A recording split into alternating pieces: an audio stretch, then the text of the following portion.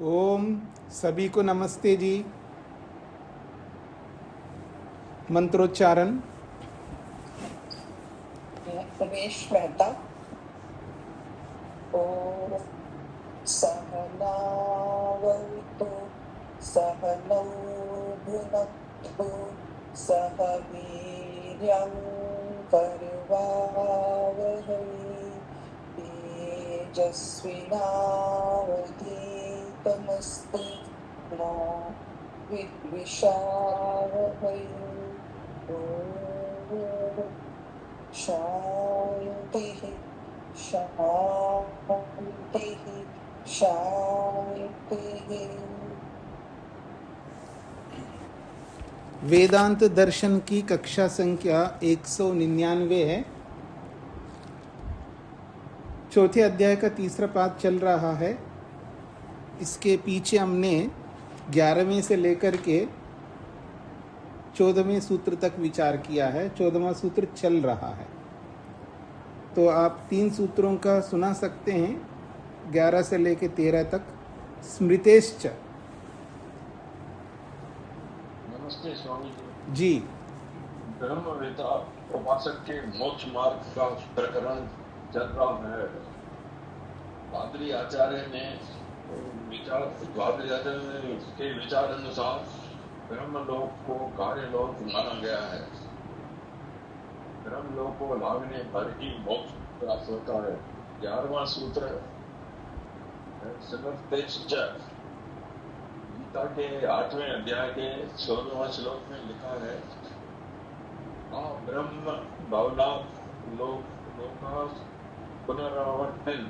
आ ब्रह्म भवनात् ब्रह्मलोक तक लोका समस्त लोक पुनरावर्ती वाले हैं। ब्रह्मलोक तक सब पुनरावर्ती वाले लोक हैं। तो ब्रह्मवेता केवल ब्रह्मवर्ता ही वहां से लौट कर नहीं आते। स्मृति में ऐसा भी कहा गया है, परस्यान्ते अंतकाल में कृतात्मन, जो प्रयोजन पूरे कर गए हो, जिनके प्रयोजन पूरे हो गए हैं, वो परम पद को प्राप्त हो जाते हैं। सूत्रार्थ ऐसा है, 70 से भी ऐसा ज्ञात होता है कि कार्य ब्रह्मलोक से ब्रह्मवेता पर ब्रह्म को प्राप्त होते। जी। परम जैमिनी मुख्यत्वात्। स्वामी जी प्रणाम। जी जी। वेद व्यासी के पिता भाद्री आचार्य का मानना है कि ब्रह्म शब्द से कार्य रूप ब्रह्मलोक को लेना चाहिए, क्योंकि ब्रह्मवेत्ता की गति कार्य रूप ब्रह्मलोक को प्राप्त करने को कहा है। परम जैमिनी मुख्यत्वात्, यह 12वां सूत्र महर्षि जैमिनी का मत प्रस्तुत करता है। परम ब्रह्म जैमिनी महर्षि जैमिनी का मत है। मुख्यत्वात्, मुख्य अर्थात प्राथमिक अर्थ होने के कारण। वेद व्यास जी के शिष्य महर्षि जैमिनी का मत है कि ब्रह्मवेत्ता पर ब्रह्म को प्राप्त होता है, क्योंकि ब्रह्म शब्द का मुख्य अर्थात प्राथमिक अर्थ परम ब्रह्म ही है। इस सूत्र में महर्षि जैमिनी महर्षि भाद्री के पूर्व मत का खंडन करते हुए कहते हैं कि श्रुति में जहाँ ब्रह्म प्राप्ति कही गई है, वहाँ ब्रह्म शब्द का स्वाभाविक और मुख्य अर्थ पर ब्रह्म है। इसलिए ब्रह्मवेत्ता की प्राप्ति भी पर ब्रह्म की ही मानी जानी चाहिए। जी। इसको थोड़ा सा ऐसा समझना चाहिए कि खंडन ना करके ब्रह्मलोक शब्द का अर्थ परब्रह्म ही लेना चाहिए। जी। ये जैमिनी का मत है। जी। दर्शनाच्च। स्वामी जी नमस्ते जी। जैमिनी आचार्य का कहना है कि शास्त्रों में भी देखा जाता है कि ब्रह्म शब्द परम ब्रह्म के लिए आया है। तो 13वां सूत्र में बताया गया है कि दर्शनार्थ च तत्र अस्मिन् देवयानमार्गे गन्तव्यत्वेन अन्तिमं लक्ष्यं ब्रह्मैव। ये जो देवयान मार्ग है जानने के लिए है, इस देवयान मार्ग का अंतिम लक्ष्य आत्मा का परमात्मा प्राप्ति है। तया ऊर्ध्वम आयनम अमृतत्वम एति। इसलिए उस सुषुम्ना नाड़ी से जो एक नाड़ी ऊर्ध्व की ओर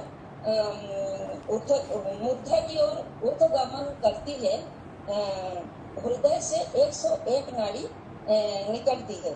लेकिन जो सुषुम्ना नाड़ी से एक नाड़ी ऊर्ध्वगमन करती है, उस नाड़ी से ब्रह्मवेत्ता की आत्मा जब शरीर से निकलती है तब वो अमृतत्व को प्राप्ति होती है, अर्थात वो परमात्मा को प्राप्ति होती है, अर्थात वो मोक्ष को प्राप्ति होती है। अमृतत्वम एति गमने अमृतत्वम लक्ष्यम तच्च परम ब्रह्म न कार्यम ब्रह्म लोकाख्ययम।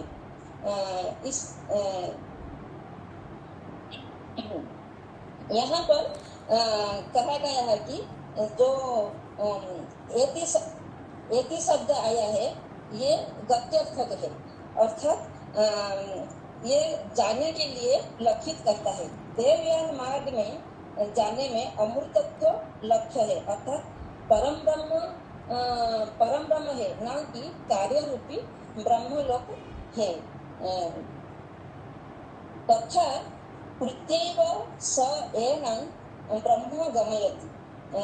ऐसा मानकर ही छांदोग्य उपनिषदकार ने कहा है कि जब ब्रह्मवेत्ता की आत्मा शरीर से निकलती है तब वो पहले अर्ची को प्राप्त होते, अर्ची किरणों से दिन को, से शुक्ल पक्ष से उत्तरायण को, और उत्तरायण से आगे बढ़कर संवत्सर, और संवत्सर से आदित्य की महान ज्योति के सदृश वे तेज रूप से भरपूर हो जाती है।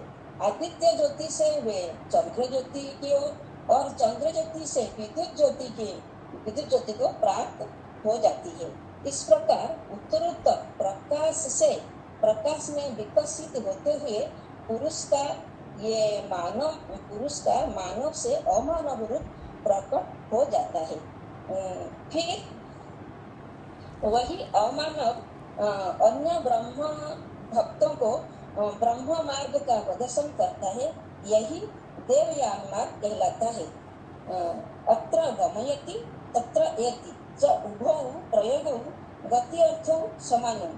यहाँ पर जो गमयति और एति शब्द आया, एति क्रियापद शब्द आया है, ये दोनों का अर्थ समान है। दोनों का अर्थ समान है। ब्रह्म को लेना चाहिए, ना कि कार्य रूप ब्रह्म लोक को लेना है। जी, तो अगला जो सूत्र है न च कार्ये प्रतिपत्ति अभिसंधि, ये आप लोगों को समझ में आया होगा। मैं शांकर भाष्यम जो लिखा उसके आगे चलूं। मैं शांकर भाष्यम तक हमने कल पढ़ा था। ये तो ही अग्रिमे सूत्रे, यहाँ से प्रारंभ होना है। यानी शांकर भाष्य ने बादरी मत को पुष्ट किया है और जैमिनी मत को खंडन किया है, परंतु ऐसा नहीं होना चाहिए, ये ब्रह्म मुनि जी का कहना है। ये तो ही अग्रिमे सूत्रे बादरायण उभयथा अदोषात, ये सूत्र ला रहे, अर्थात बादरी का और जैमिनी का दोनों को स्वीकार किया है, दोनों में कोई दोष नहीं है, ये 15वें सूत्र में स्वीकार किया है। बादरायण उभयथा अदोषात ये सूत्र आ रहा है 15वां सूत्र, उसमें दोनों में समन्वय किया, दोनों को स्वीकार किया। इति वचनेन, इस बादरायण के वचन से बादरायण उभयोः मध्यस्थम करोति, बादरायण आचार्य यानी वेदव्यास जो है दोनों का मध्यस्थ कर रहे हैं। अर्थात बादरी का और जैमिनी का मध्यस्थ करते हुए, दोनों के बीच में रहते हुए दोनों की बातों को स्वीकार कर रहे हैं। दोनों अपने अपने स्थान पर सही कह रहे हैं। पीछे भी ऐसा प्रसंग आया था, आपको याद हो, मुक्ति के प्रसंग को लेकर के, मोक्ष में जाने के प्रसंग को लेकर के, सूक्ष्म शरीर को लेकर के। मुक्ति में सूक्ष्म शरीर जाता है, बादरी कहता है, और जैमिनी कहता है नहीं जाता है, और बादरायण कहते हैं दोनों सही कह रहे हैं। याद आ रहा है आप लोगों को? सत्यार्थ प्रकाश में भी ऐसा ही आया है। अर्थात इसी वेदांत से लेकर के सत्यार्थ प्रकाश में स्वामी दयानंद ने प्रस्तुत किया है। तो यहाँ कह रहे हैं उभयोः मध्यस्थम करोति। बादरायण आचार्य जो है दोनों का मध्यस्थ कर रहे हैं। क्या मध्यस्थ कर रहे हैं? बृहदारण्यकोपनिषदि यश्च ब्रह्मलोक शब्द प्रयुक्त सोपि ब्रह्मणि एव। जो बृहदारण्यक उपनिषद में यह जो ब्रह्मलोक शब्द आया है, उसका प्रयोग किया है, सो अपि वो ब्रह्मलोक शब्द भी ब्रह्मणि एव, वो परमात्मा को बताने के लिए ही आया। ब्रह्मलोक का मतलब परमात्मा लोक। तस्य कार्ये प्रतिपत्ति अभिसंदेह असंभवादेव।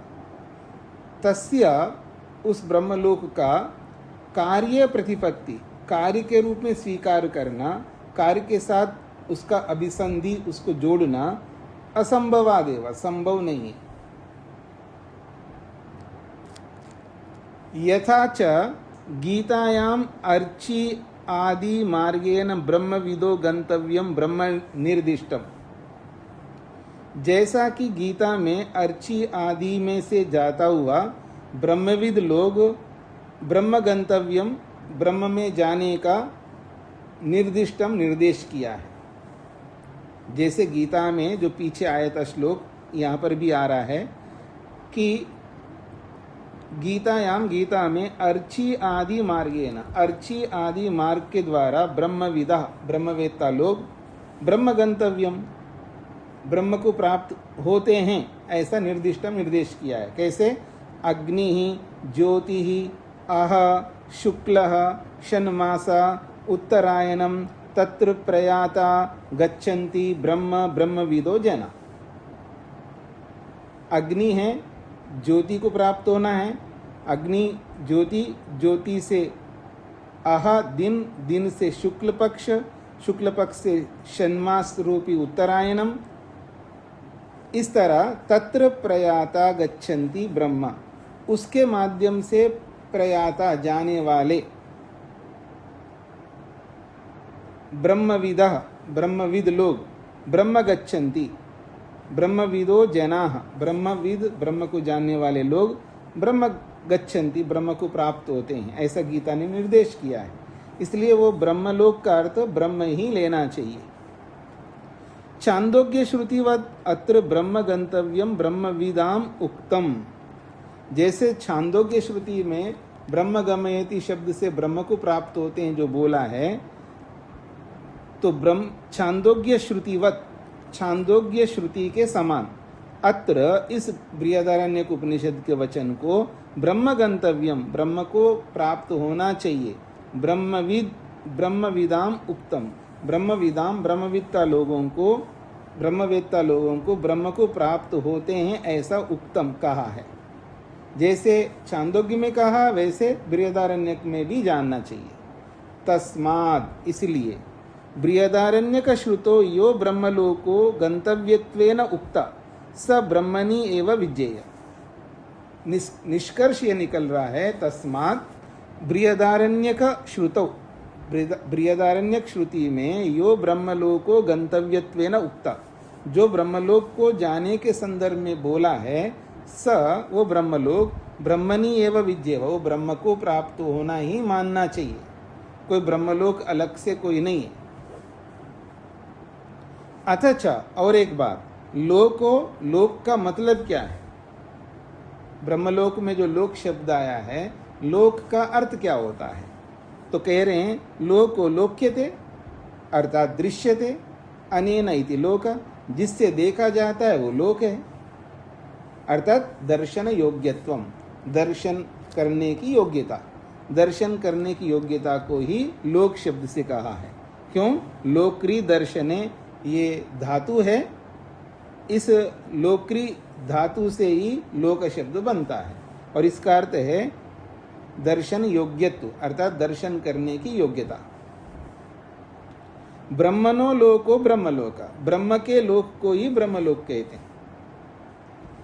ब्रह्म दर्शन योग्यत्व, और उसका अर्थ है ब्रह्म को देखने की योग्यता, अर्थात वहां जाकर ब्रह्म में जाते हैं, ब्रह्मलोक में जाते हैं मतलब ब्रह्म में जाते हैं, और ब्रह्म में जाकर के क्या करते हैं? ब्रह्म का दर्शन करते हैं, ब्रह्म को देखते हैं, ब्रह्म का आनंद लेते हैं, ये इसका तात्पर्य है। ब्रह्म दर्शन अवस्थानम व बहुवचनम तु ब्रह्मणो गुण अनंत्य योगाद अनुभव भूमि वैविध्याद विजय। कहते हैं ब्रह्म दर्शन योग्यत्वम ब्रह्म दर्शन अवस्थानम व, यह ब्रह्म दर्शन की अवस्था ऐसा भी कह सकते हैं। बहुवचनम तो, और बहुवचन का प्रयोग क्यों किया है? तो कहते हैं बहुवचनम तो ब्रह्मणो गुण अनंत्य योगात, ब्रह्म के अनंत गुणों के कारण से बहुवचन का प्रयोग किया है। और अनुभव भूमि वैविध्यात, ब्रह्म के अनेक गुणों का अनुभव करने की योग्यता को ध्यान में रख करके विज्ञेयम समझना चाहिए।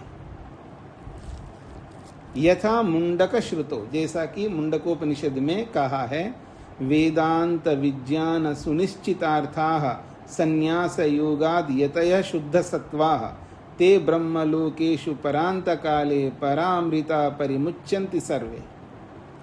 ये मुंडक का वचन है, पहले भी अनेक बार आ चुका है। इसमें भी देखिए ब्रह्मलोकेषु, ब्रह्मलोकों में। अब ब्रह्मलोक तो ब्रह्मलोक का अर्थ ब्रह्म है, परमात्मा है, परमात्मा एक ही है, लेकिन ब्रह्मलोकेषु बहुवचन में क्यों दिया है? इसलिए दिया है कि ब्रह्म के अनेक गुण हैं, अनंत गुण हैं, उन अनंत गुणों के कुछ गुणों के अनुभव करने को ध्यान में रख करके बहुवचन का प्रयोग किया है, ये इसका तात्पर्य है। स्पष्ट हो गई थी सभी को? अथ ब्रह्म एव लोको ब्रह्मलोक, ब्रह्म को ही लोक कहा है, ब्रह्म एव लोको ब्रह्मलोक। इसको ऐसे समझ लीजिए, ब्रह्म एव लोक को, जैसे मैं बोलूं कृष्ण सर्प, कृष्ण एव सर्प, सर्प एव कृष्ण, सर्प ही काला है, काला ही सांप है, दोनों ढंग से बोल सकते हो। काला ही सांप है, सांप ही काला है, यानी काला और सांप अलग अलग थोड़ा है, क्योंकि उसका विशेषण है ना। कृष्ण शब्द सांप का विशेषण है, तो वो विशेषण विशेष से अलग नहीं हो सकता है ना। तो ब्रह्म एव लोक ब्रह्मलोक, ब्रह्म ही लोक है या लोक ही ब्रह्म है, ऐसा भी आप कह सकते हैं। तो इसलिए ब्रह्मलोक का मतलब है ब्रह्म, ये इसका तात्पर्य है।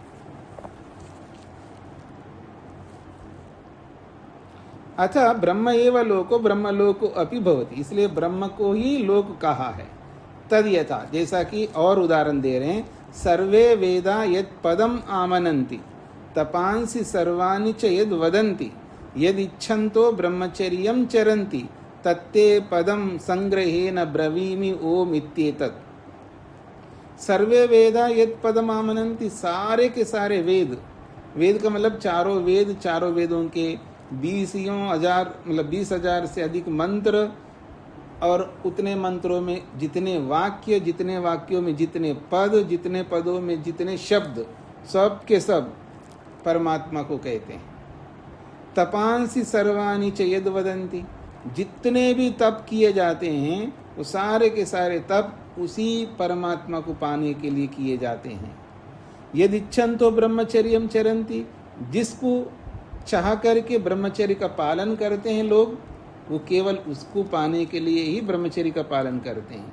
ऐसे तत्ते पदम संग्रहेण ब्रवीमि ओम इत्येतत्, उस परम पद को हे नचिकेता मैं संग्रहेण, संक्षेप से बता दूं, वो ओम है, बस ये समझ लो। एतद ही एव अक्षरम ब्रह्म, एतद ही एव आलम्बनम, श्रेष्ठम एतद आलम्बनम परम, एतद आलम्बनम ज्ञात्वा ब्रह्मलोके महीयते। ये कठोपनिषद का ही वचन है।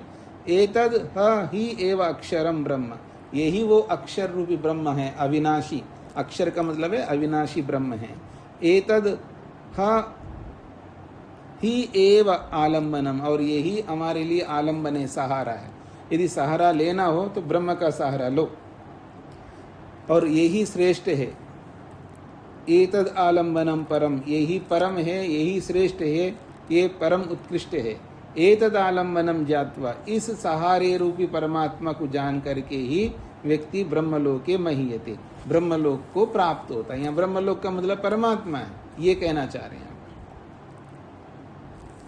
तो कठोपनिषदकार ने भी ब्रह्म को ब्रह्मलोक शब्द से बोला है, छांदोग्यकार ने भी ब्रह्म को बोला है, तो बृहदारण्यक ने भी ब्रह्मलोक बोला है। तो कार्य ना लेकर के आपको क्या लेना है? ब्रह्म लेना है। ये सारी बातें कौन कह रहे हैं? जैमिनी आचार्य कह रहे हैं। स्पष्ट हो गए जी? सूत्रार्थ लिख लीजिएगा। ब्रह्मवेत्ता शरीर त्याग करके, ब्रह्मवेत्ता शरीर त्याग करके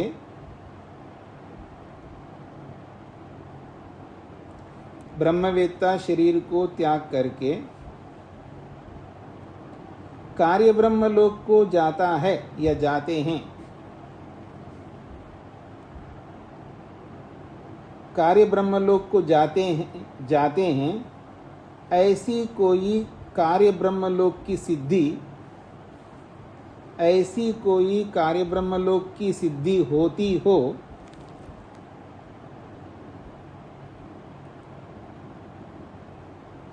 ऐसी कोई कार्य ब्रह्मलोक की सिद्धि होती हो, ऐसी कोई कार्य ब्रह्मलोक की सिद्धि होती हो, ऐसी कोई कार्य ब्रह्मलोक की सिद्धि होती हो, ऐसी संगति किसी भी शास्त्र में नहीं कही गई है। ऐसी संगति किसी भी शास्त्र में नहीं कही गई है। ऐसी संगति किसी भी शास्त्र में नहीं कही गई है।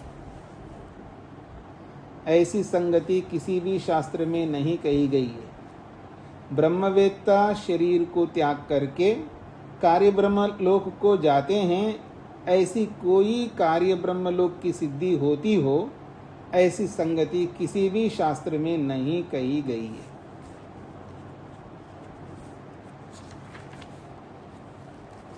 अधुना बादरी जैमिनी मतयो समन्वयम माध्यस्थम वा करोति बादरायण।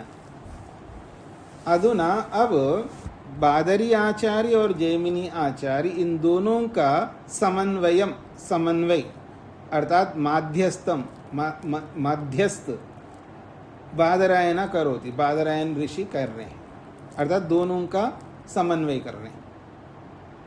दोनों का समन्वय का मतलब दोनों सही कह रहे हैं।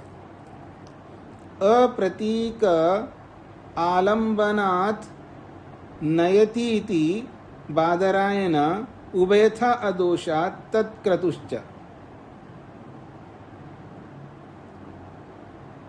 अप्रतीक आलंबनान, तकार नहीं है, अप्रतीक आलंबनान नयति इति बादरायण उभयथा अदोषात् तत्क्रतुश्च। अप्रतीक आलंबनान नयति इति बादरायण।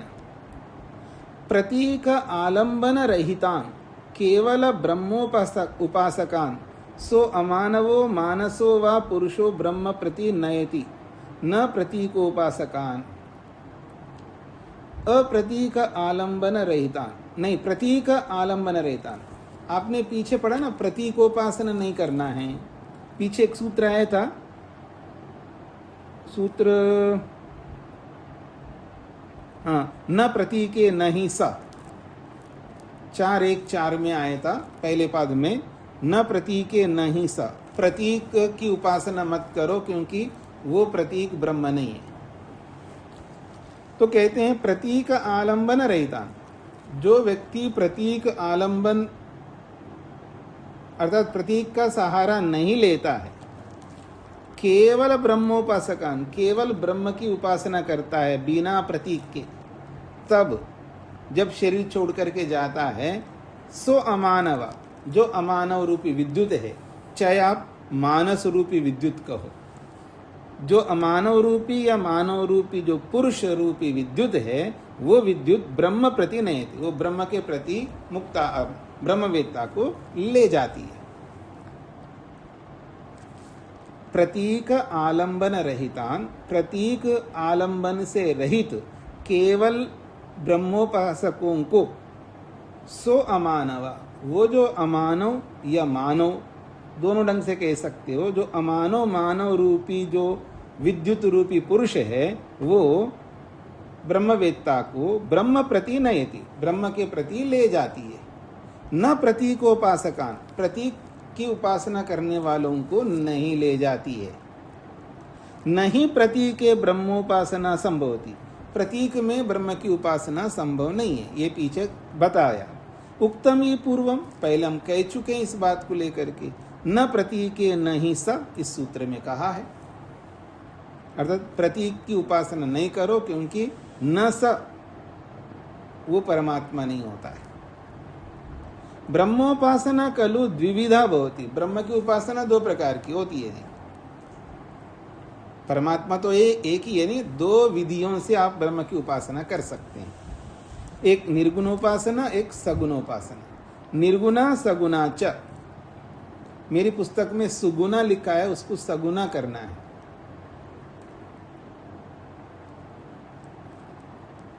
निर्गुणा सगुणा च, तो निर्गुणोपासना क्या है, सद्गुणोपासना क्या है? कहते हैं तत्र ब्रह्मणि तद भिन्नानां वस्तूनां गुणराहित्येन,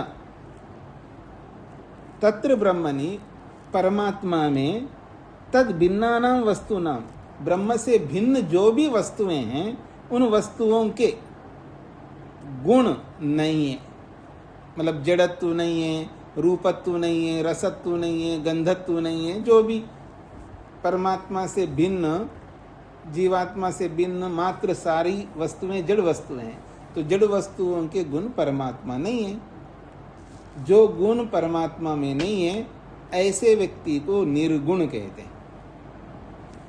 तो कहते हैं ब्रह्म से भिन्न जो वस्तुएं हैं, उन वस्तुओं के गुण नहीं है, इसलिए गुणराहित्येन, वो परमात्मा कैसा है? दूसरे पदार्थों के गुणों से रहित होने से। कैसा है वो? अकायम, वो अकायम है, शरीर नहीं है उसका। अव्रणम, उसको व्रण नहीं होते, घाव नहीं होते। अशब्दम, उसमें शब्द नहीं है। अस्पर्शम, उसमें स्पर्श नहीं है। अरूपम, उसमें रूप नहीं है।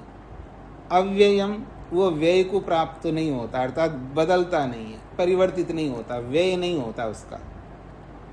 तथा अरसम, उसमें रस भी नहीं है। नित्यम, वो नित्य है। अगंधवच्च, वो गंध भी नहीं है। यत, और भी बात कही है, अपानी पादो, जवनो, ऐसा वो श्लोक है, अपानी पादो, न तो उसके हाथ है ना पाद पाँव हैं। इति एवं निर्गुणा भवति उपासना, ये निर्गुण उपासना कहलाती है। यानी परमात्मा की जब उपासना करते हैं, तो उपासक जो है परमात्मा के उस स्वरूप को रखता है जिसको निर्गुण स्वरूप कहते हैं। हे परमात्मा, आप में रूप नहीं है। जब आप में रूप नहीं है, तो मैं कैसे आंखों से देखने की चेष्टा करता हूँ? मैं क्यों कर आंखों से देखने की इच्छा करूँ कि भगवान मैं आपको देखूं आंखों से? कैसे देखूंगा जब रूप ही नहीं है? क्योंकि आंखें तो रूप को देख सकती है, मैं तो नहीं देख सकता, क्योंकि परमात्मा में रूप नहीं है। क्या मैं जीवात्मा को आंखों से देख सकता? जितने भी उपासक है, जो यानी प्रतीक की उपासना करने वाले, प्रतीक मूर्ति पूजा करने वाले, उनसे पूछेगा क्या आपकी आत्मा को देख सकते हो आप? तो हर कोई कहेगा नहीं देख सकते, हर कोई कहेगा। लेकिन वो एक एक परमात्मा को देख सकते हैं, क्योंकि परमात्मा में रूप भी है और रूप नहीं भी है, ऐसा बोलता है वो।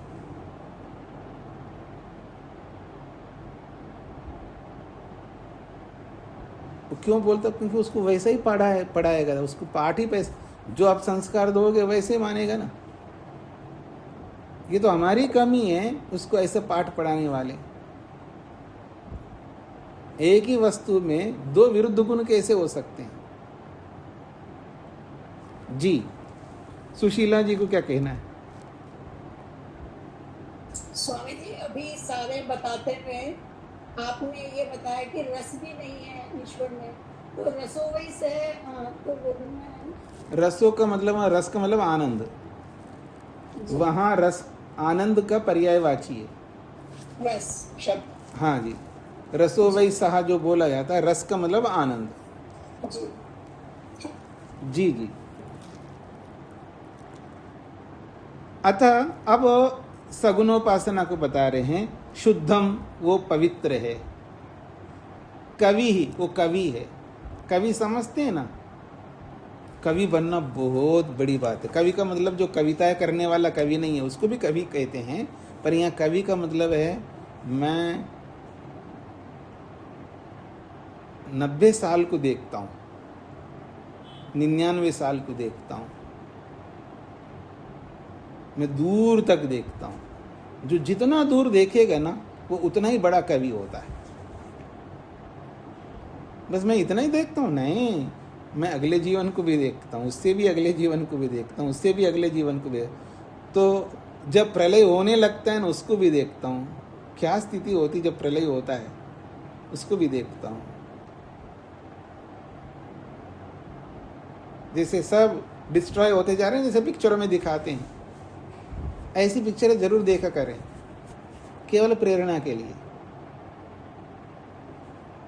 वो मैंने आपको एक बार संकेत भी किया था, 2012 एक आया था पिक्चर, 2012, सारी धरती मतलब सब समाप्त हो रहा है, वो दिखाया उसमें, सब पानी में डूब रहा है। तो जो पैसे वाले बहुत बड़े बड़े लोग हैं वो 2 शिप बना करके ऊपर उड़ गए, ऐसे उसमें दिखाया है। तो कहने का तात्पर्य है, जब सब हमारे आंखों के सामने सब नष्ट होता हुआ देखना बड़ा अच्छा लगता है। विनाश को देख करके अच्छा लगे किसी को, उसमें भी दिखाया। कोई उसको है भाई तुम आओ चलो यहाँ सब समाप्त हो रहे, नहीं मेरे को बहुत अच्छा लग रहा है, मैं इसको देख रहा हूँ, मेरा बड़ा ये अवसर, ये सौभाग्य मेरे को कब मिलेगा। और सारा नष्ट होता जा रहा है, ऐसा देखता जा रहा है, और वो भी उसके साथ, मतलब सारे पहाड़ आते हुए नष्ट होते हुए ब्लास्ट होते हुए जा रहा है, उसको देख रहा है, उसको अनुभव कर रहा है, फील कर रहा है वो कि वो नष्ट होता हुआ दिखाया उसको। प्रेरणा। तो कहा जा रहा है कवि का मतलब दूर तक देखना, व्यक्ति बहुत दूर तक देखता है, मतलब इतना दूर तक देखता है जहाँ मुक्ति मिले वहाँ तक। वो 1 जन्म में, 2 जन्म में, 3 जन्म में, पूरी सृष्टि के बाद अगली सृष्टि में, फिर अगली सृष्टि में, बहुत दूर तक देखता है। कितनी सृष्टियाँ, अभी योग दर्शन में एक सूत्र आया था ना, जैगीषव्य आचार्य की बात आई थी। वो कहता है कि इतने सर्गों तक मैंने अनुभव करके देखा। इतने सर्ग का मतलब है इतनी सृष्टियों तक, और जन्म मृत्यु को प्राप्त होता हुआ देखा, अनुभव किया मैंने। तो ये ऋषि आप बताइए कि इतने सृष्टियों तक आप देखा है, इतना लंबा देखा, कितने बड़े कवि आप, तो आपने क्या पाया? सुख ज़्यादा पाया, दुख ज़्यादा पाया? तो क्या मैंने सुख नहीं पाया, मैं दुख ही दुख पाया। तो क्या आपने संतोष का पालन इतना बड़ा किया है, तो क्या संतोष को भी आप दुख कैसे कह सकते? उसको तो मुक्ति जैसा माना है। वो तो मुक्ति की, मतलब वो संसार की अपेक्षा मुक्ति जैसा बोला है, मुक्ति की अपेक्षा तो वो कुछ नहीं है। खैर, तो ये जो कवि है ना, बहुत महत्वपूर्ण है। कवि बनना जीवन का बहुत बड़ा उद्देश्य है। कवित्व तो उसको आता है जिसको विवेक होता है, वैराग्य होता है, वो कवि बनता है, याद रखना।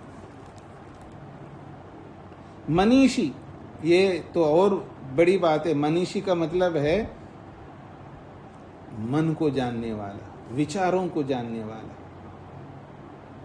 मनन करने वाला, विचार करके कर्मों को करने वाला।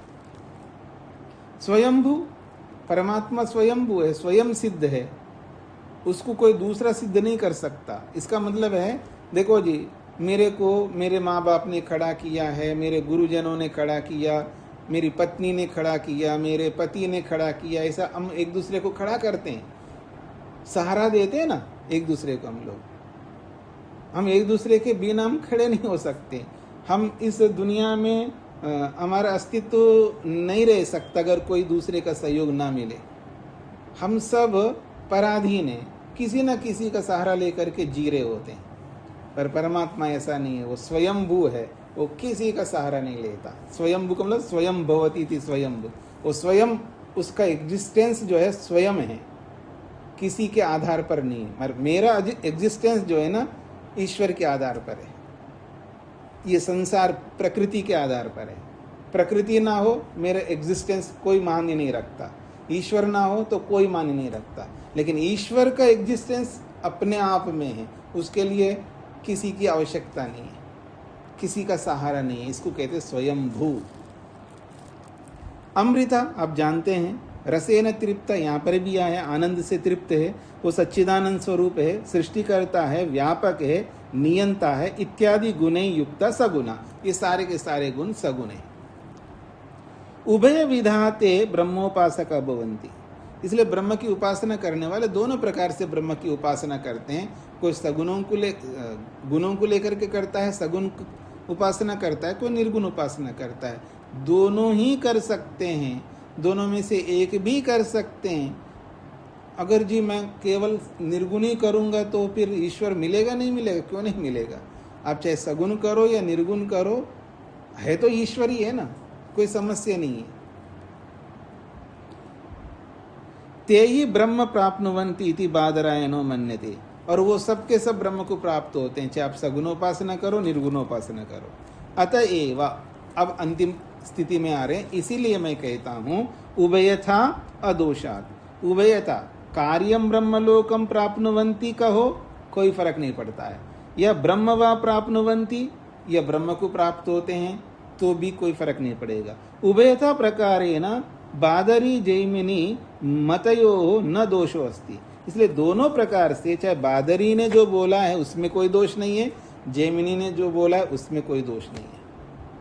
ऐसा कैसे होगा जी? इधर देखिए मेरी ओर, एक आदमी सिक्के के एक पहलू को बोल रहा है, दूसरा आदमी सिक्के के दूसरे पहलू को बोल रहा है।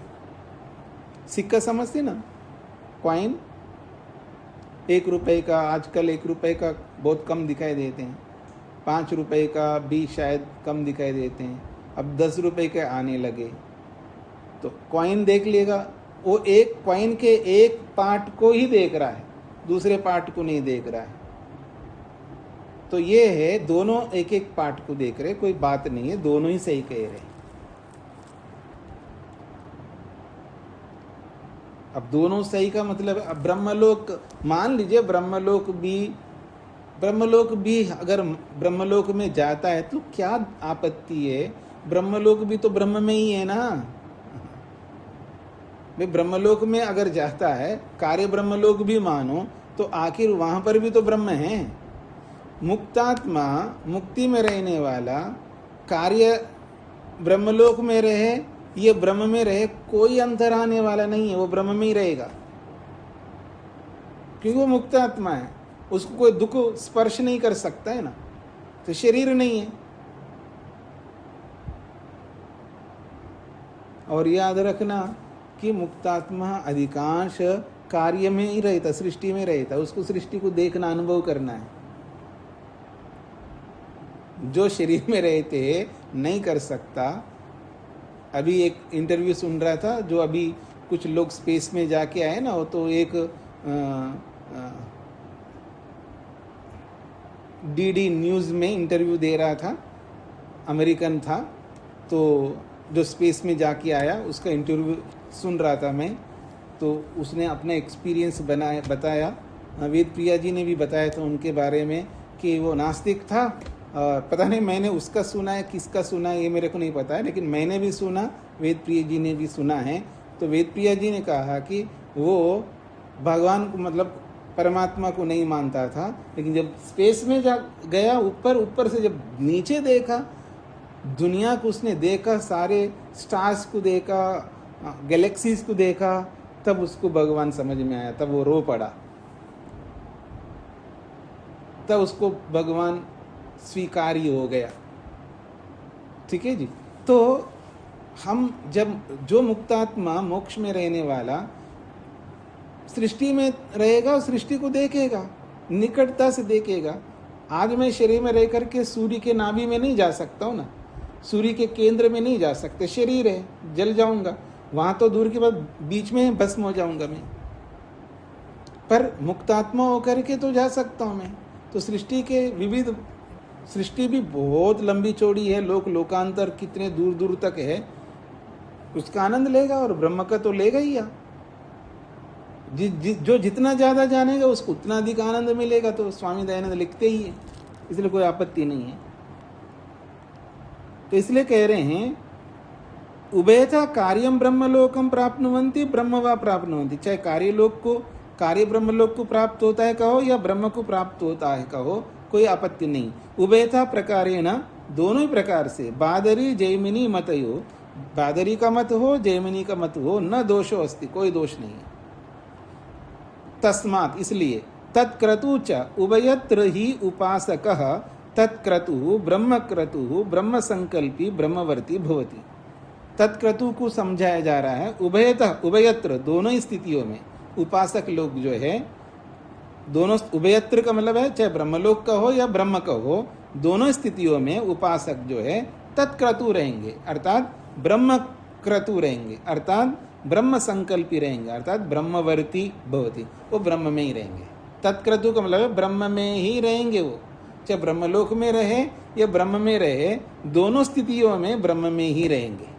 तत्क्रतु का मतलब है ब्रह्म में ही वो ब्रह्मवेत्ता रहेगा।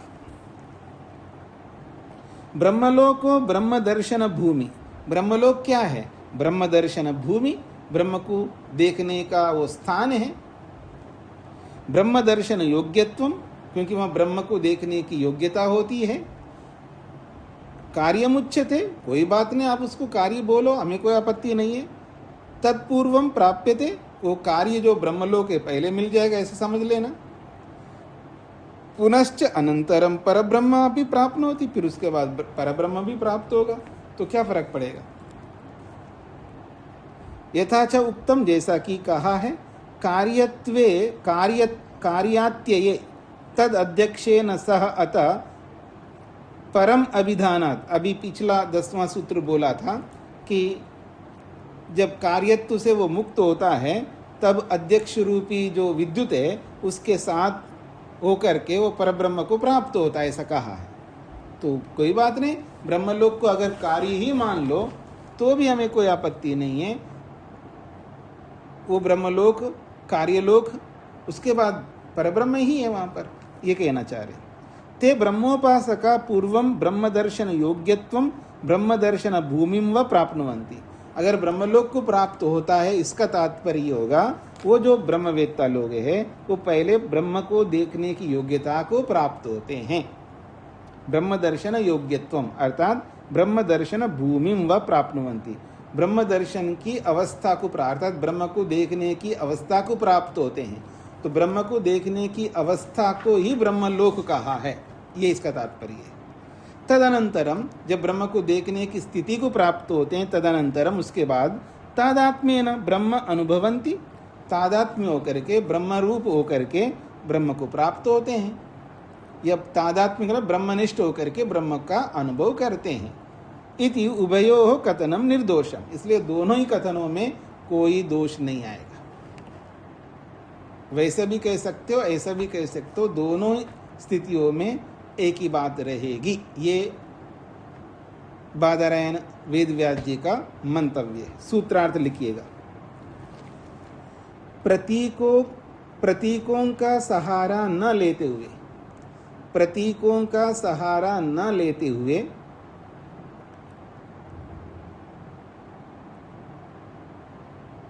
प्रतीकों का सहारा न लेते हुए, प्रतीकों का सहारा न लेते हुए केवल चेतन स्वरूप ब्रह्म की उपासना करते हैं,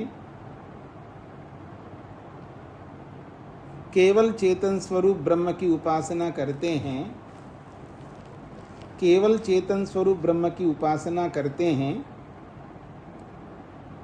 केवल चेतन स्वरूप ब्रह्म की उपासना करते हैं, ऐसे ब्रह्मवेत्ताओं को, ऐसे ब्रह्मवेत्ताओं को,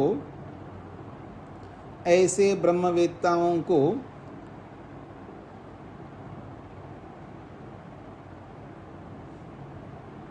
ऐसे ब्रह्मवेत्ताओं को मानस पुरुष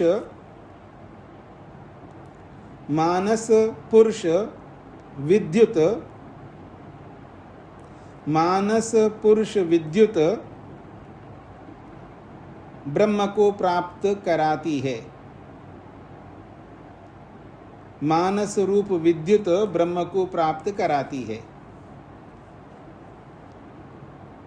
मानस रूप विद्युत ब्रह्म को प्राप्त कराती है, ऐसा बादरायण आचार्य का मत है। ऐसा बादरायण आचार्य का मत है।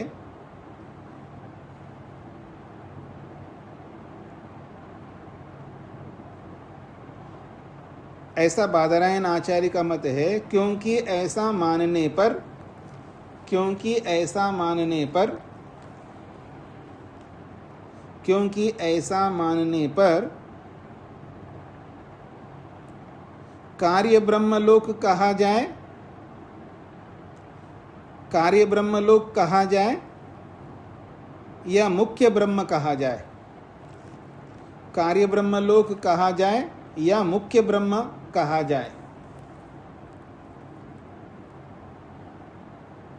कार्य ब्रह्मलोक कहा जाए या मुख्य ब्रह्म कहा जाए, दोनों प्रकारों में कोई दोष नहीं है। दोनों प्रकारों में कोई दोष नहीं है। दोनों प्रकारों में कोई दोष नहीं है। दोनों प्रकारों में कोई दोष नहीं है। इसमें यह कारण है कि, इसमें यह कारण है कि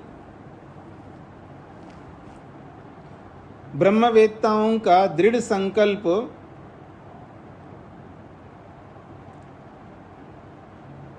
ब्रह्मवेत्ताओं का दृढ़ संकल्प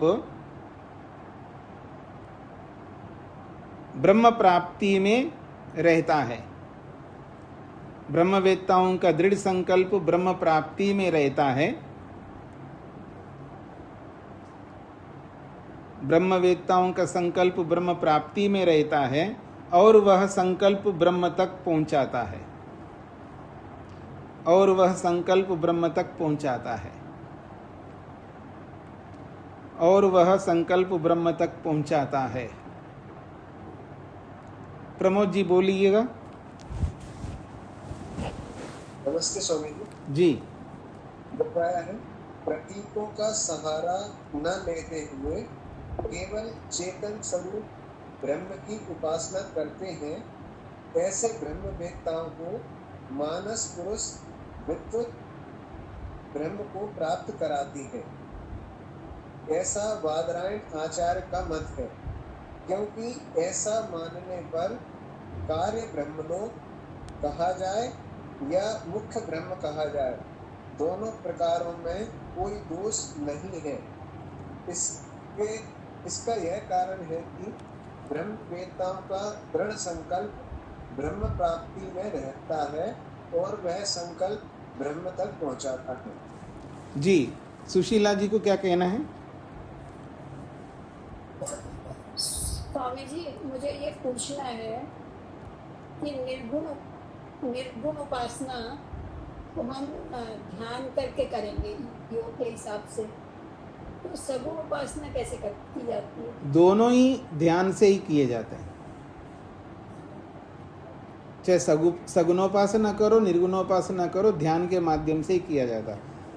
आसन लगाना पड़ता है, धारणा बनानी पड़ती है, फिर ध्यान करना पड़ता है। दोनों की उपासना की एक ही प्रक्रिया है। मतलब सगुण उपासना में ईश्वर के गुणों का चिंतन करना होगा। जी, दोनों ही उपासनाओं में ईश्वर का ही चिंतन होता है, लेकिन चिंतन की प्रक्रिया अलग अलग है। आप ऐसे हो, आप ऐसे हो, आप ऐसे हो, ये है सगुणोपासना। आप ऐसे नहीं है, आप ऐसे नहीं है, आप ऐसा नहीं है, ये निर्गुणोपासना है। हाँ जी, आगे बढ़ता हूं। विशेषम च दर्शयति। विशेषम च दर्शयति, श्रुति खलु विशेषम च दर्शयति। श्रुति विशेष रूप से दिखाती है, विशेषेण स्पष्टयति, उसी को खोला है, विशेष रूप से स्पष्ट करती है श्रुति। ब्रह्म वा ब्रह्मलोको वा उभयम एकमेव इति मंतव्यम। इसलिए चाहे ब्रह्मलोक का हो या ब्रह्म का हो, दोनों एक ही बात है। यत छांदोग्य श्रुतौ, जो छांदोग्य श्रुति में कहा है क्या, ये च इमे अरण्ये श्रद्धा तपा इति उपासते ते अर्चिषम अभिसंभवन्ति, ये पूरा लंबा वाक्य बोल करके स पुरुषो अमानवा स ब्रह्म गमयति, ये कहा है, ये चांदोग्य का है। इति ब्रह्म शब्देन, और ये जो वचन है चांदोग्य का, ये ब्रह्म शब्द से कहा, अर्थात ब्रह्म गमयति, यहाँ ब्रह्म शब्द का प्रयोग किया है। तथा बृहदारण्यक श्रुतौ, बृहदारण्यक श्रुति में कैसा आया है, ये ते ये एवं एतद विदुः ये च अमी अरण्ये श्रद्धा सत्यमुपासते ते अर्चि ही अभिसंभवन्ति।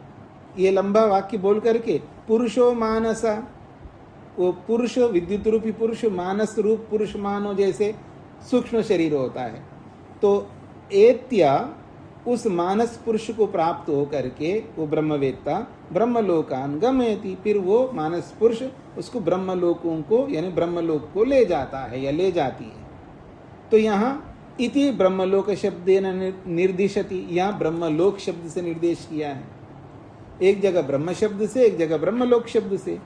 अत्र उभयत्र समानमेव उपासना विधानम, दोनों ही वचनों में, दोनों ही श्रुतियों में उपासना का विधान तो समान ही है। मार्गश्च, और मार्ग भी समान है। समानः मार्गश्च, और समान मार्ग है। तस्य समानेन एव फलेन अपि भवितव्यमिति, जब मार्ग समान है, उपासना का विधान समान है, ब्रह्मलोक कहो ब्रह्म कहो सब समान है, तो फलेनापि समानम, समानेन एव फलेनापि भवितव्यम, फल भी समान ही होना चाहिए। इसलिए विशेष रूप से श्रुति ये कहती है कि ब्रह्म कहो ब्रह्मलोक कहो कोई अंतर नहीं आने वाला है। सूत्रार्थ, श्रुति विशेष रूप से स्पष्ट करती है कि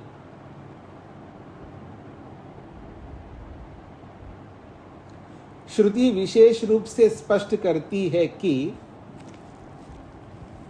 श्रुति विशेष रूप से स्पष्ट करती है कि ब्रह्मलोक हो या ब्रह्मपद हो, ब्रह्मलोक हो या ब्रह्मपद हो,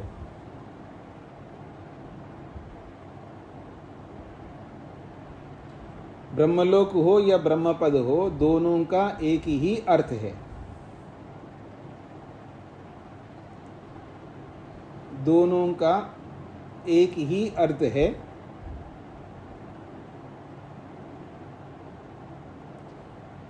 क्योंकि दोनों की उपासना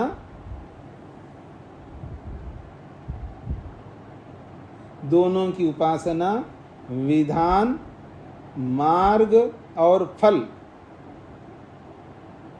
दोनों की उपासना विधान, मार्ग और फल की प्राप्ति एक ही है।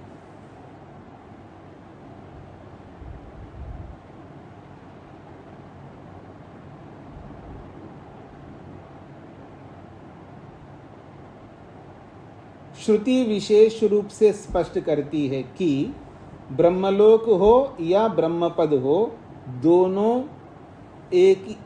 का एक ही अर्थ है। दोनों का एक ही अर्थ है क्योंकि दोनों की उपासना, विधान, मार्ग और फल की प्राप्ति एक ही है। हाँ जी, स्पष्ट हो गए जी? किसी कुछ कहना है? तो अभी हमारे पास में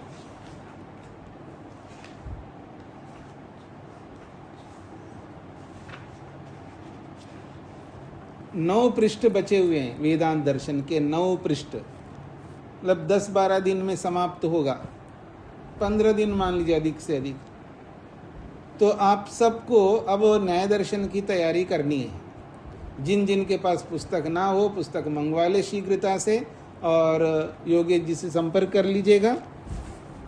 तो हम लोग ज़्यादा विलंब नहीं करेंगे, यानी मेरे विचार से हो सकता है इसके बाद में 1 सप्ताह का अवकाश आपको दे देंगे, फिर उसके बाद प्रारंभ करेंगे। शकुंतला जी को क्या कहना है? नमस्ते स्वामी जी। जी स्वामी जी, मेरा ये प्रश्न था कि ये जो ब्रह्म और ब्रह्मलोक का समन्वय किया, जी तो आचार्य जैमिनी का ये जो सूत्र है न च कार्य, जी। तो इसका ये जो खंडन कर रहे हैं कार्य रूप का, तो इसके पीछे क्या हेतु होना चाहिए? ऐसा हेतु ऐसा होता है ना, समझाने के लिए पक्ष लिए जाते हैं। जी।